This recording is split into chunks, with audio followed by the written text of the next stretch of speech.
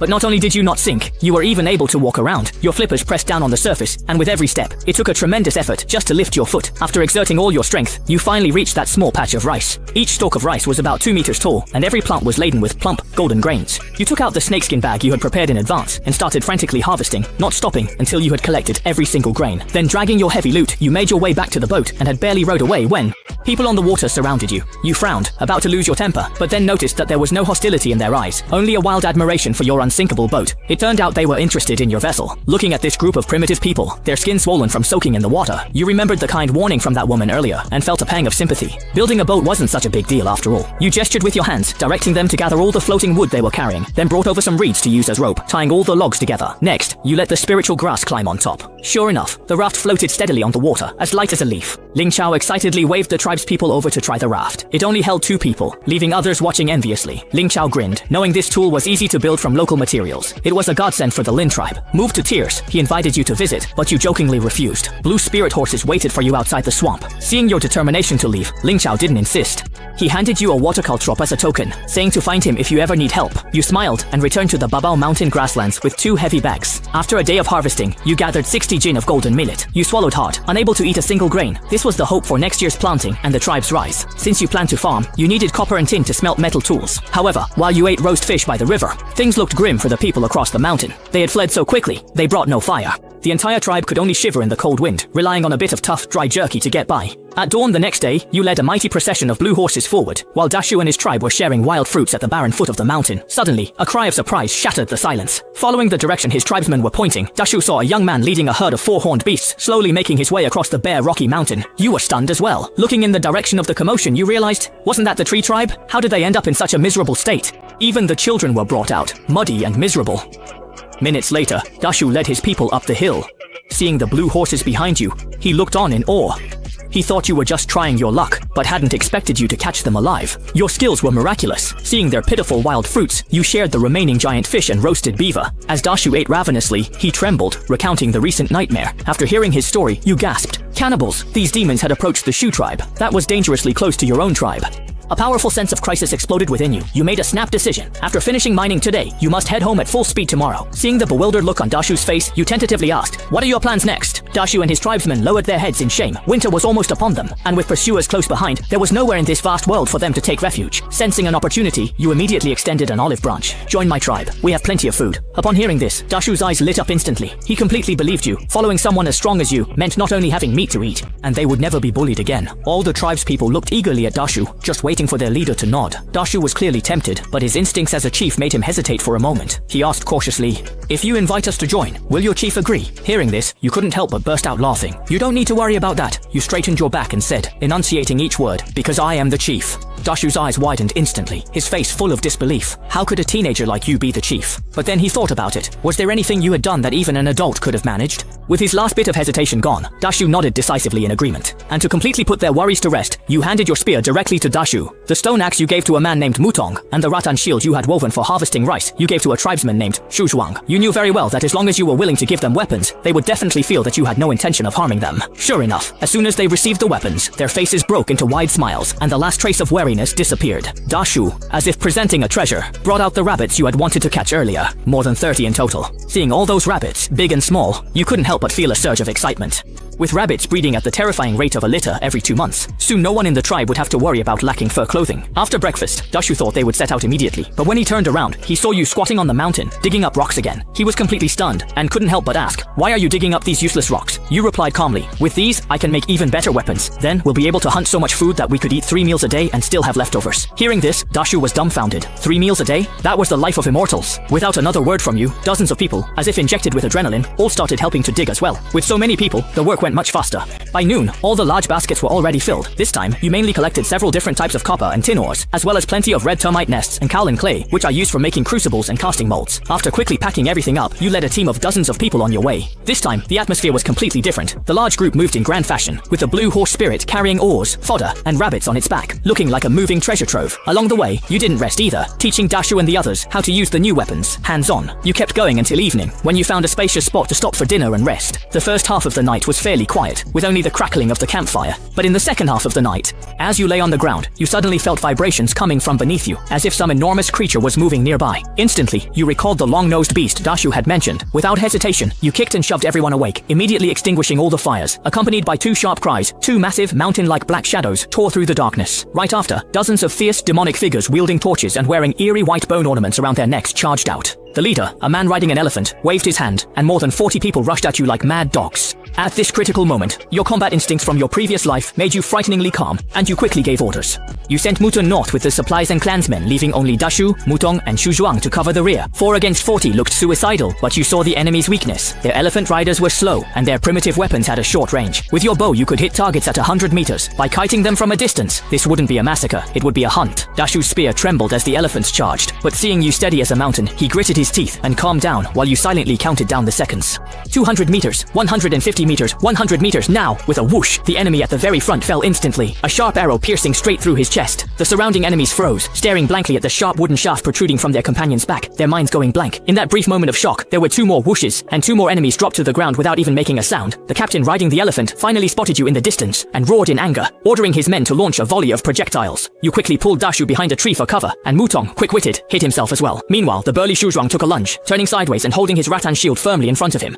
Thud, thud, thud. Stone axes and bone darts thudded against the rattan shield, but Xu Zhuang was unharmed. As the attack stopped, Mutong and Dashu hurled the enemy's axes back. 2 more enemies fell instantly, one pinned by a bone dart. Time to run. You called to your companions and fled, shooting as you retreated. This way, the squad of 40 was whittled down to 7 gasping survivors. Suddenly, you stopped and stared coldly from 80 meters away. The captain on the elephant was stunned. Why aren't they running? Seeing that there were only a handful of his men left, all of them exhausted and barely alive, the captain was instantly furious and charged at you again. You steadied your breath and immediately readied your bow, preparing to shoot when he was about 70 meters away. The arrow flew straight into his right eye. With a scream, the captain fell off the elephant's back. The charging elephant then stepped on him with its hind leg, killing him instantly, so thoroughly that not even a whole corpse was left behind. The elephant sensed something odd underfoot, as if it had stepped on something soft and squishy. It whipped its head around to look, and the entire elephant froze in terror, standing motionless on the spot. With their boss dead, the charging underlings were stunned, but kept moving, becoming easy targets. Your eyes flashed as you ordered a counterattack. Arrows and a sword struck, and the 3 unluckiest at the front fell instantly.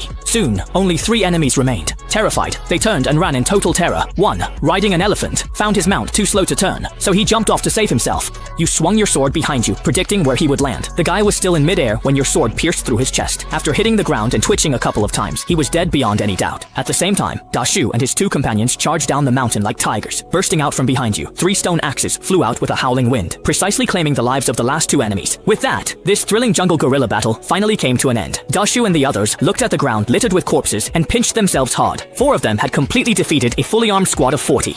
Who would believe such a feat? Now, the 2 riderless young terror elephants stood dumbfounded on the battlefield. Staying focused, you ordered Tree Stump to stand guard, Wooden Barrel to summon the clansmen, and Dashu to help you finish off the wounded. They obeyed and set off. You recovered the precious feathered arrows and scavenged the intact bone spears and stone axes. Unexpectedly, those 2 unattended elephants followed you, seemingly fond of you, occasionally poking your back gently with their damp trunks. You hurriedly pushed its trunk away with a look of annoyance. Don't follow me, I can't afford to feed you. Are you kidding? These are terror elephants that, when fully grown, weigh 15 tons. A single day of grazing could bankrupt a person. Just then, Dashu frowned and told you that along the way, there were only 36 corpses, 4 fewer than the original 40. Your heart skipped a beat, and a sense of foreboding welled up inside you. But in this pitch-black primeval forest, trying to find 4 who slipped through the net would be like looking for a needle in a haystack, so you had to give up. At dawn, Tree Stump and Wooden Barrel returned with the main group. When everyone sat down to eat, you had Dashu distribute the captured stylish stone axes to everyone. Now, except for the children, every member of the tribe had a sharp weapon for self-defense, the blue horse. The calf was still munching on its own grass, but those 2 big guys actually came over again to mooch food. The grass that could have lasted 2 more meals was gone in just a few mouthfuls from them. You immediately felt your scalp tingle and raised your fist to drive them away. But just as you lifted your fist, one of the terror elephants blinked its big eyes and looked at you pitifully, tears about to fall. The other one even used its trunk to roll up a bunch of grass and offered it to you in a fawning manner. The humble look in its little eyes clearly said, "Please, let us have a share of the good food. Don't drive us away, okay?" You stared at these almost magical creatures in disbelief. You forced a pained smile, helplessly stuffed grass into her mouth, and left 2 more bundles of fodder. While they ate, you hurried everyone along. After some distance, you looked back at the elephants still eating and sighed in relief. Finally rid of those costly beasts. Having lived in the Black Forest, the people marveled at the sunlit scenery outside. Everyone was excited, occasionally startling foraging pheasants. You raised your hand and let loose an arrow. By the time evening fell, you had actually gained quite a bit. Meanwhile, on Han Buluo's side, Xiao Kubing was finishing up work with his mother, his little head glancing north from time to time. His mother had told him that the chief had left in that direction, and ever since you left, this child had come to the riverbank to fish every day without fail, just to be the first to see you return. Suddenly, there was movement in the distant woods, and the sharp-eyed Xiao Kubing immediately recognized that familiar figure, jumping 3 feet high in excitement, shouting, "Mom, the chief is back!" Hearing this childish call, you waved back excitedly. However, just at this heartwarming moment, 2 loud, piercing calls suddenly rang out from across the river. Everyone turned, terrified. That familiar sound made your heart race. You still hadn't shaken them off. You prayed they wouldn't follow, but what you fear most happens. With 2 splashes, both Kong Xiang jumped in, and they soon stood before you, soaking wet. Unexpectedly, they didn't play fair. Reaching your side, they sprayed you with water, drenching you completely. The message was clear. Why did you leave them behind? You wiped your face. Since you want to eat here, you'll work for me. No free meals. Hearing this, the 2 Kongxiang gently patted your head with their trunks. Who knows if they understood or were just being cute. The fishing team women were startled by the giants, but seeing them so obedient, fear turned to admiration. To tame such prehistoric beasts, the chief is like a god. Little Q Bing hugged your leg, so you put him on the elephant's back. The little guy rode the beast, looking impressive. On the way back, the atmosphere shifted. Tired from work, the 2 groups sized each other up, and the people from Yuan Shu's tribe and people were all sizing each other up. The fishing team's eyes were mostly fixed on those 18 blue marlins, while Da Shu and his group stared intently at Han Bulo. The women's gear, their stylish hairstyles, sturdy leather boots, and the baskets full of fish, especially the long emotion-inducing spears that everyone carried, made Da Shu's eyes go wide with envy, unable to hide it at all. Just thinking that he was now one of them, he could barely contain his excitement. As soon as they returned to the Han Bulo camp, the people of Han Bulo immediately shouted in unison.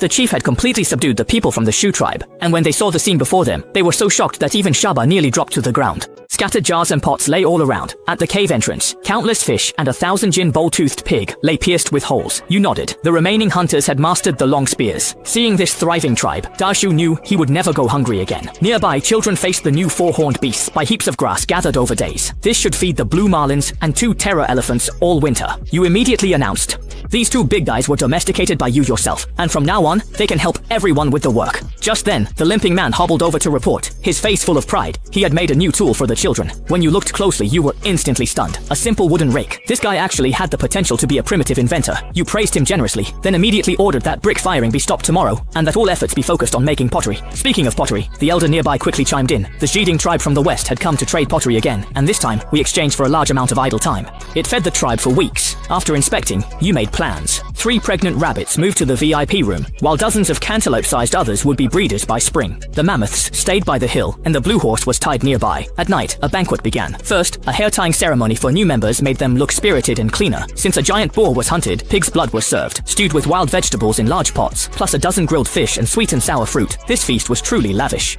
The dinner instantly broke down all barriers. Everyone ate with oil dripping from their mouths, chatting and laughing as if they had always been one family. After the meal, you had the elders teach the newcomers how to sew leather boots, while you picked up a piece of charred wood and began drawing on the cave wall. As the charcoal slid across the surface, a rough map gradually appeared on the rock face, showing caves, rivers, and forests. Your gaze settled on the vast open land in front of the cave, an area of 3,600 mu. If all of it were planted with rice, the tribe would never run out of food. But reality quickly poured cold water on that idea. Transforming this dry land into paddy fields would be a hellish undertaking. Then there was the issue of housing. Counting the new members and the newborn babies, the Han tribe had surged to 97 people. You looked at the crowded cave, your brow tightly furrowed. The current cave was already almost too cramped to accommodate everyone. So, in the future, you would need to build a modern small city on this land, with residential areas, a smelting plant, an armory, and even a moat. This was nothing short of a crazy blueprint for infrastructure. First, you would need to construct a square city in the center of the open land, capable of housing 5,000 people. Around it, you would dig a moat, using the excavated earth to build walls, creating a steel defense line against wild beasts and external enemies. You also needed a complex water system, diverting the 9-meter-wide Dongbian River and narrowing the channel to double its speed. To prepare for spring plowing, you planned carefully. First, when digging the river, excavated earth became city bricks for construction. Second, you finished the moat. Third, you built a trapezoidal wall, 4 meters wide and 5 high, a period-strong fortress. Fourth, you connected the Huishui River, completing the loop. The project needed finishing in 3 years, or the cave would become overcrowded. Next morning, you assigned tasks to the gathered clan. All food gathering halted today. The clan was bewildered. Without autumn stores, will we starve this winter? Pointing at the supplies, you replied, "We have enough food to last past spring. If we keep fishing, they will go extinct. We must let the fish stocks recover." Nature needs time to recover. The new members immediately started work. The lame man continued firing pottery, while children bundled grass. Big Mouth and the 4 monkeys cut saplings for spears. The women split. Some gathered swordgrass, others scraped white wax tree bark. White wax wax insect secretion is vital for bronze molds. Remaining men cut trees, burned charcoal, and built livestock sheds. The 6 blue horses and 2 giant beasts handled all transport. Finally, the mammoth was assigned its role. You started a primitive industrial revolution using kaolin and earth for heat-resistant pots and clay for square molds. Soon, copper and tin plates would emerge uniform as chocolate bars. Next, 4 cylindrical furnaces rose from the ground. With your python skin bellows, this was the world's first smelting setup. The lame man watched, amazed. He sensed the chief was doing something earth-shattering again. With the furnaces drying, copper smelting could start tomorrow. But evening reviews showed a clear gap. Big Mouth's group secured hundreds of anchor rods, a great feat. Meanwhile, the woodcutters lay exhausted like dead dogs. Despite their toil, they felled under 10 firs, breaking 3 stone axes with low efficiency. Yet, you told the worn-out tribe to keep chopping, promising a new weapon for the best worker. Everyone was instantly fired up.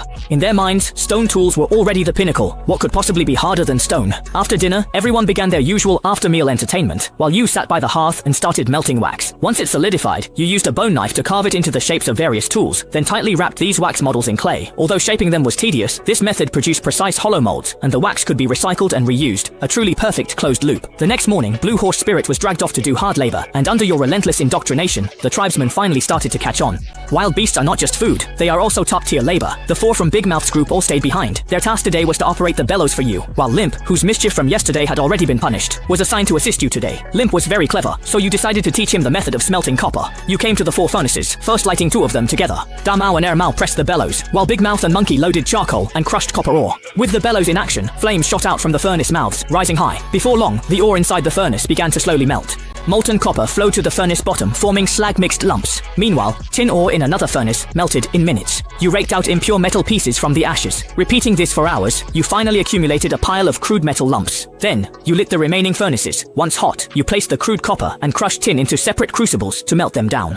Then, using a clay ladle, you skimmed off the impurities from the surface. Next, you used a pre-prepared ceramic rod to lift out the pure copper liquid and poured it into a grid-shaped clay mold, letting it cool and solidify. The same process was used for the tin liquid. The cripple and the 4 other companions all watched as the molten metal slowly solidified. Not understanding the principles behind it, they were visibly astonished. They waited until the copper and tin plates were no longer hot to the touch, and you eagerly tipped out all the metal plates. At that moment, under the blazing sun, the metal plates on the ground reflected a dazzling light, leaving everyone dumbfounded. Zhang Dai could have fit his fist in his open mouth. Even Xiao Kubing, who had been playing, was drawn over. He touched this, looked at that, his eyes sparkling with excitement. You ruffled his hair and told him, remember, this is called copper, and this is called tin. Next, you mixed the copper and tin in the right proportions, melted them again, stirred thoroughly, and without hesitation, poured the scorching alloy liquid into a precision mold. With a sizzle, a plume of white smoke rose into the air. Once the temperature dropped a bit, you grabbed a stone and forcefully smashed open the outer clay. With a crack, a large axe, shimmering with a pale golden light, lay quietly among the fragments. Larger and more imposing than a fire axe, its cold gleam was chilling. Then came the saws, knives, chisels, drills, and a 4-edged spearhead. At dusk, the returning hunters were stunned by the sight. The bronze axe, sharpened to a shine with its wooden handle, exuded power. Laborious hand grinding was replaced by efficient saws, truly magical tools. Dashu and the others stared, mesmerized. And this, you smiled, revealing a golden-tipped spear. The sharp 4-edged spearhead gleamed with a deadly luster, making even the beasts drool with envy. Is this really a spear? It's just too beautiful. The clan members couldn't wait any longer and crowded around, their eyes burning with excitement. You took out a piece of brass ore and handed it over, saying, it's made from this kind of stone, but unfortunately, we're out of stock now. The Yuanshu tribe instantly erupted in commotion. They had seen this worthless-looking stone many times before. Who could have imagined it could be turned into such a powerful weapon? Honest Mouton couldn't hold back and shouted, if we're out, then let's go dig for more. I know where to find it. He also calmed the restless crowd, a glint of gold flashing in his eyes. Don't rush. Digging like this is too inefficient. After we get through this winter, I want every one of you to have a golden war spear. Then, you taught them how to use the panel saw and handsaw. With 2 people working together, they could saw off a round wooden disc in the blink of an eye. You also used the one-handed saw to trim branches. Even wrist-thick side branches could be cut off in less than a minute. But that wasn't the most impressive part. When you brought out the 1-meter-long axe, everyone was completely stunned. Once you swung this thing, even a tree as thick as a person's leg, Dali could fell the tree in a few swings. Satisfied with their skill, you ordered food and rest. That night, the limping man explained copper smelting while you established measurement units. Standardized measures are vital for civilization. Meanwhile, women twisted ropes and children watched the rabbit pen. The 3 pregnant does had birthed 6 or 7 kits each, doubling the colony. Shuizi, experienced in kneading clay, now helping carve wax and manage copper production at the source. Your templates guide canal digging and farming. Apprentices imitate them for mass production. You focus on agriculture, assigning plows to Kongxiang and Malin, while laying out plans for future cultivation. The next morning, the tribe bustled. Women cleaned, while men smelted and cast plates. Then came construction. You led the tribe to erect 4-meter pillars, securing them by tying horizontal beams across the gaps. Finally, after smearing mud over it, a 4-meter-tall mansion specially prepared for the baby Kongxiang rose from the ground, and the piles of grass outside were bundled up neatly. While Hanbolo was racing ahead for a better life, Vicky was quietly approaching the neighboring Xiding tribe. With their water source about to dry up, he was harboring sinister intentions. The last trade hadn't satisfied his greed, so this time he was planning to simply take what he wanted by force. In his eyes, Hanbolo had at most fewer than 10 adult men, while he had 15, all armed with homemade stone-tipped spears. This advantage made him feel certain of victory. So, Xiding, leading all the adult men, aggressively charged toward your territory. He planned to first defeat your hunting party, then storm into your settlement to loot pottery and food. At this very moment, the logging team led by Dashu and Shuya was hard at work in the coniferous forest on the ridge. With 3 large axes and 2 long saws, their efficiency was astonishing. They could fell 3 big trees in just half an hour. Muten, who was in charge of transportation, was leading Malin to graze nearby. Suddenly, when he looked up, he saw a group of strangers wielding long spears charging down from the opposite mountain. Muten let out a roar. He grabbed Malin and dashed back at full speed. Hearing the alarm, Dashu and the others immediately dropped their tools, grabbed their weapons, and got ready for battle.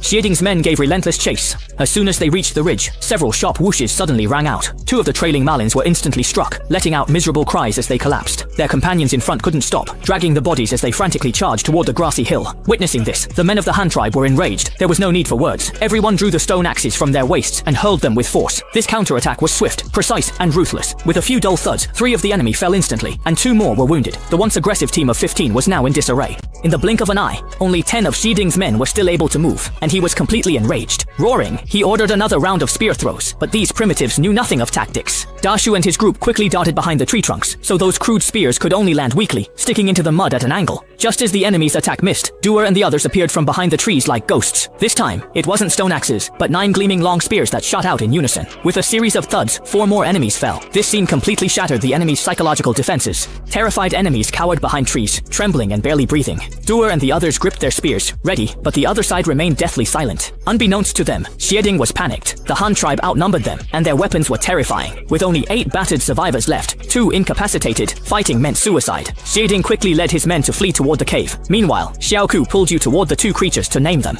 You named the slightly larger one Huishan, and the smaller one Rubao. Just as you were about to say something, Huishan looked toward the west and suddenly let out a roar. Caught off guard, Xiao Zhubing was startled. You quickly turned your head to the west and saw 4 blue horses charging madly toward you, dragging behind them the bodies of 2 companions riddled with long spears. Meanwhile, Dashu and the rest of the logging team were nowhere to be seen. Your heart clenched, but you reacted with lightning speed. With a single command, all the tribe's elders and children immediately hid inside the cave. Without your order, no one was allowed to come out. After securing the retreat, you grabbed your long spear and bow, mounted Huishan, and charged into the forest, exuding a murderous aura. Rubao followed closely behind, both of you sprinting madly along the trail of blood. Before long, you ran headlong into a group of burly men wielding golden axes. It was Dashu and his team. You were stunned. Why was everyone here, and none of them seemed injured? Shuya immediately brought the hunting party to your side and explained everything that had just happened. After hearing it all, a nameless rage surged straight to the top of your head.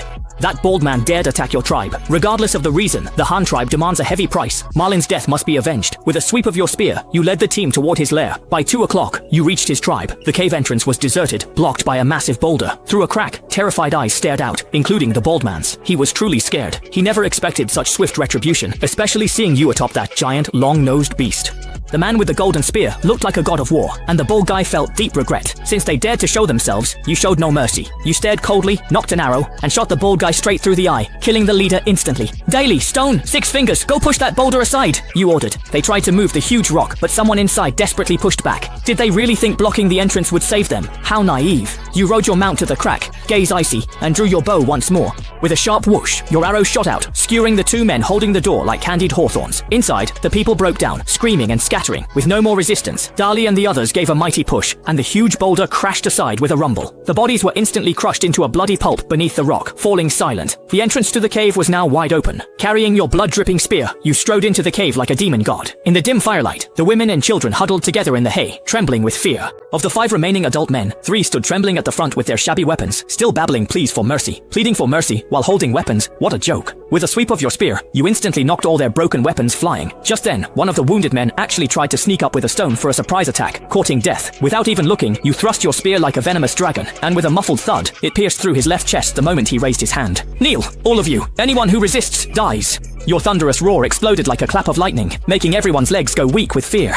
They knelt in unison, submitting to your power. You coldly ordered, "Big Tree, take their food." Looking down at the captives, you said, "You attacked first. Blame him for this." You wanted to absorb the group, pinning the disaster on their dead leader. But they didn't care about his fate. They only cared about the dried meat. As Big Tree's team carried away their winter stores, the women wept in despair, begging for mercy. You watched them with indifference. As long as you join my tribe, you'll have endless food to eat, and no one will ever freeze to death in winter again. If you're willing to join us, you can stand behind me right now. As soon as you finished speaking, a large group scrambled to their feet, all of them rushing to hide behind you, afraid that if they were even a second late, they'd be abandoned. In the blink of an eye, only one gravely wounded dying man was left on the ground. He was clearly beyond saving. You turned away coldly, leading your newly acquired spoils away in big strides. Then you instructed Beastfang to burn this cave. Flames shot up into the sky, and the balding man and his tribe, along with that dying man, were completely reduced to dust in history. Returning to the Hun tribe, the scene before their eyes completely overturned the newcomers' expectations. They had originally thought they'd become slaves, but instead, it was like entering paradise. Food was piled up like mountains, and with the spoils from this time, there was enough for 200 people to feast to their heart's content for an entire winter.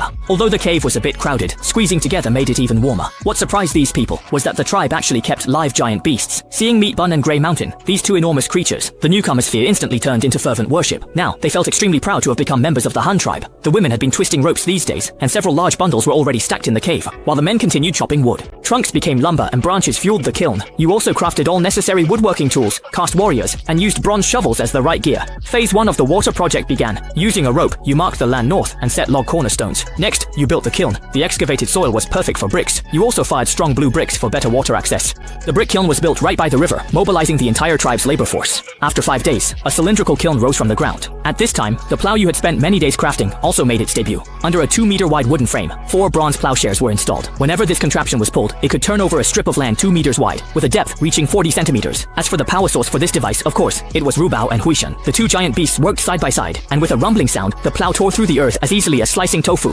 A 4-meter wide channel formed instantly, 40 centimeters deep. In under an hour, 700 meters of riverbed was turned over, and this efficiency delighted you. At this rate, your plan might not even take 3 years. You'll wait until winter to fire bricks, when everyone is idle. Plus, kiln work in winter will be warm, a happy job. But for now, the bricks are large, and carrying them manually is too slow. You immediately thought of a wheelbarrow and got to work. You called the skilled carpenter Mutong and the hard-working Mutong, and the 3 of you worked all day. By the end, the first wheelbarrow was born and handed to the construction team. The clansmen loved the new transport. Compared to manual hauling, it saved much labor. However, you noticed the wheelbarrow wobbled during turns and could break if loaded. It needed improvement. You extended the axle in 2 hours, creating the 2nd-generation model. Now steady and smooth, this became the production model. You started a batch of 30. Dozens of laborers pushing the carts was a grand sight. You couldn't help but smile as the gears in your mind began to spin wildly. With the wheelbarrow as your physical cheat code, the construction progress skyrocketed as if riding a rocket. The trio of carpenters went all out, managing to build 3 new carts every 2 days. By the 18th day, a massive trench, 698 meters long and 4 meters deep, stretched out before you. Staring at this astonishing feat, you decisively halted the remaining 2 meters, planning to dig them out only when water was needed. The clansmen returned to their usual routines. The men threw themselves into logging, stockpiling building materials. The women went out to gather food. By this time, all 30 wheelbarrows had been delivered, and you handed the carpenters the blueprints for a 4-wheeled wagon. Meanwhile, you turned your attention to refining that giant plow. Everyone was busy with their own tasks in an orderly fashion. On this particular morning, you stepped out of the cave to find the world blanketed in white. Thick snowflakes filled the sky. Winter had finally arrived. All outdoor projects were forced to come to a halt, and everyone huddled inside the cave. So you began the plan you had long been preparing for, teaching Mandarin and literacy to everyone.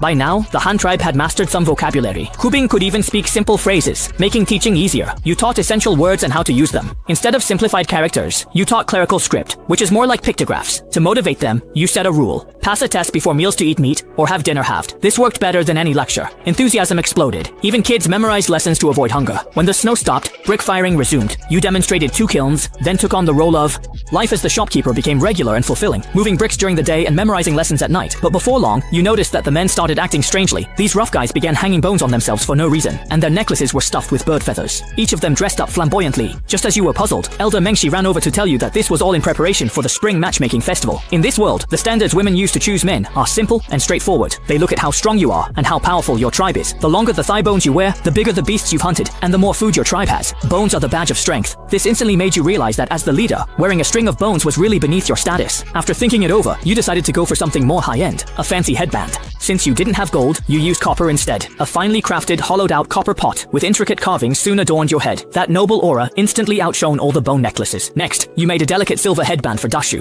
which made the big oaf so happy he was beside himself. Other adult men quickly followed suit, and soon there was a constant stream of headbands made from leather, wood, and bone. Since everyone now had decorations, you decided to set some rules. With a grand gesture, you officially announced the Han tribe's hairstyle code. Children could only tie their hair or wear headbands, absolutely no hairpins. Adult men must wear headbands and insert hairpins. Adult women must wear their hair in a bun. Single girls wore book-shaped hairpins, while children used ponytails or braids. Precious metal accessories were strategic resources, reserved for those with great merit. In the Han tribe, a glance at someone's head revealed their age, identity, and status. Kubing was overjoyed. As the top literacy student, he was the first child to own a metal accessory. The custom cloud-patterned copper headband you made him was more effective than a modern merit certificate. Your efforts in making these ornaments did more than just mark social class. The main reason was still for that matchmaking event. Not really to find a partner, but to meet people from other tribes and see if you could do some trading. The Han tribe's salt jar had long been empty. Ever since Shiding and the tribe were gone, your salt supply had been cut off. This time, you not only wanted to trade valuable pottery for salt, but also to buy people. After all, with fewer than 200 people now, relying on natural population growth alone, it would take several lifetimes to fill the city you had planned. However, not every tribe had the leisure to think about the future like you did. Take the Black Rat tribe to the east, for example, a medium-sized tribe with over 150 people. In the tribe, the mysterious Black Rat Wu divined from the stars that this winter would be unbearably long. To avoid starving, the chief, Rat Da, had no choice but to take 19 of his men out into the cold to search for food. Who would have thought that on this trip they would stumble upon something strange? At the edge of the western forest, which had always been impassable, thick black smoke was now rising every few days. Rat Da was baffled, but Wu was excited. Where there's fire, there's food, and frequent fires meant these people must be rolling in wealth. So thinking that even if they couldn't trade for food, they could at least steal something, Rat Da led his men to investigate. Meanwhile, by the Han tribe's brick kiln, the atmosphere was peaceful. Wooden Barrel patted 6 fingers, signaling him to go back to the cave and call people to work. In that brief moment, a piercing, mournful howl split the sky, followed by more than a dozen long spears whistling through the air, aimed straight at your precious baby Ru Bao. The little elephant was so frightened that it bolted, running straight toward the cave for help. This scene happened to be witnessed by you, just as you were coming out of the cave to fetch water for the brick kiln. Seeing Ru Bao being chased, you instantly exploded with rage. Damn it, who the hell dares to kill my baby? Everyone, grab your weapons! At your furious shout, 70 or 80 strong men from the Han tribe immediately charged out from behind you. This group of people charged in shouting, and the weapons in their hands were all sorts of shapes and sizes, immediately surrounding Shuda and his men. Shuda was completely stunned. This crowd looked like a band of fierce demons, especially the young man leading them. His face was stern. He wore a golden crown and hairpin, and the white-shafted golden spear in his hand radiated a chilling, murderous aura. Behind him, each of his followers wielded a gleaming bronze shovel. Regardless of their actual fighting ability, just the dazzling, golden, and luxurious lineup alone nearly blinded Shuda. Seeing that the boss had taken control of the situation, Ru Bao immediately ran back, emboldened by the support. He shouted at Shuda, patted his long nose, and stared coldly at Shuda. "This elephant is ours. Why did you attack it?"